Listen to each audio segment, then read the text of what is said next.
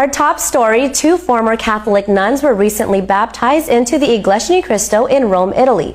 We got a chance to speak with Teresita, one of the former nuns, and learned about her journey from devout Catholic to faithful INC member.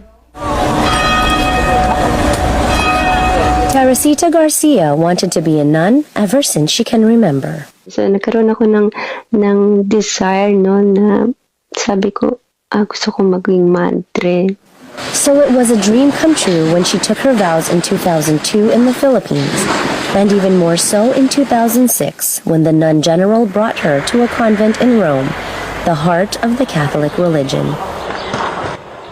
Una, dalawa, tatlong taon na mga ganyan, mga happy pa rin. Happy moments pa yan. Hindi pa rin nagkakaroon ng spiritual crisis, no? Soon, however, Teresita began to doubt her decision. Sabi ko nun, bakit kaya may mga ganitong, may mga larawan pang sinasamba, ganyan. Marami akong questions. Wala silang maisagot. At the end, sabi ko, hindi na ako masaya. 2014, she packed her bags and left the convent, moving into an apartment just steps away from the Vatican. It was there where she received an invitation that would change her life.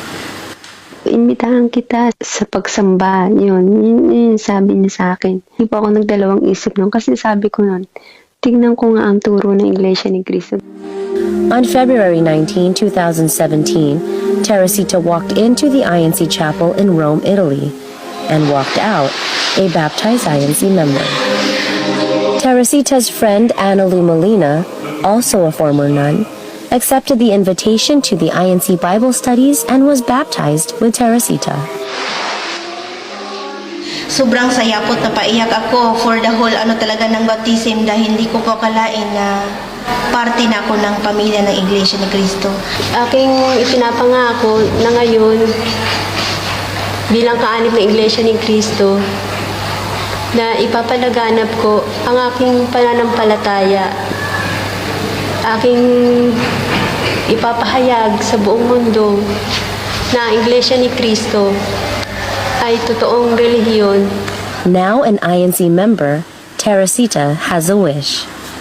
Desire ko pong ma-meet si Kay Eduardo Manalo po kasi po gusto ko pong magpasalamat ng buong puso po sa kanya at saka sa kanyang pamamahala po na tinataguyod po niya